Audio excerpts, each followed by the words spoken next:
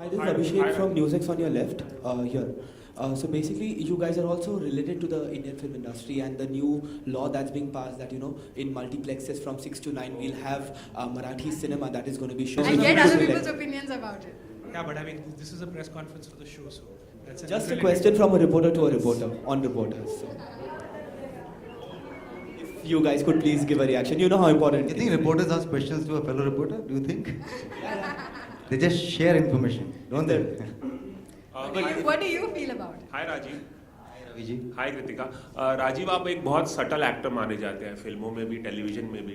कृतिका, आपने भी बहुत अलग अलग रोल किए हैं, तो आप लोगों को इस किरदार में कबीर और अनन्या के कितना अपने आप को एज अ कैरेक्टर, मतलब एज एन एक्टर चेंज करना पड़ा, कितना लाउड आप लोगों को बनना पड़ा और कितने बदलाव करने पड़े एक्टिंग स्टाइल में, क्योंकि ये अलग तरह का शो है और सब्जेक्ट भी काफ़ी अलग है, तो एक्टिंग स्टाइल में कितना बदलाव और कितना लाउड होने की कोशिश आप लोगों ने की है?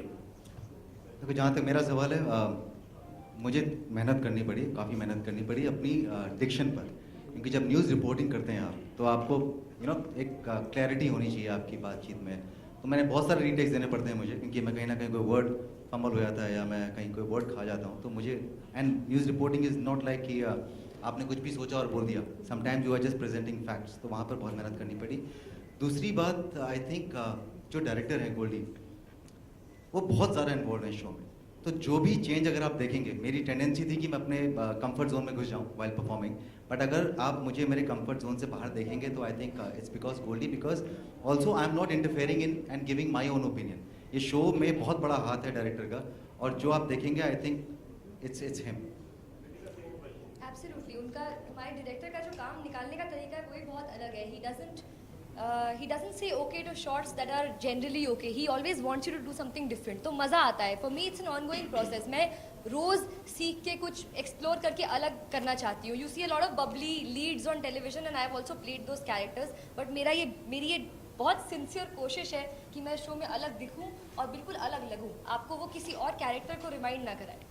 हाँ राजीव, मेरा सवाल आपसे कि अभी आईपीएल भी चल रहा है, उसी दौरान ये शो भी लॉन्च होने वाला है, और ये 8 से 11 का जो समय होता है उस समय किसी न किसी टीम का मैच होता ही रहता है, तो आपको लगता है कि ऑडियंस जो है वो बिखरेगी, क्रिकेट की तरफ ज़्यादा जाएगी?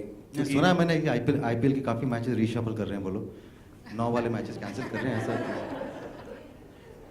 आपके टाइम के हिसाब से?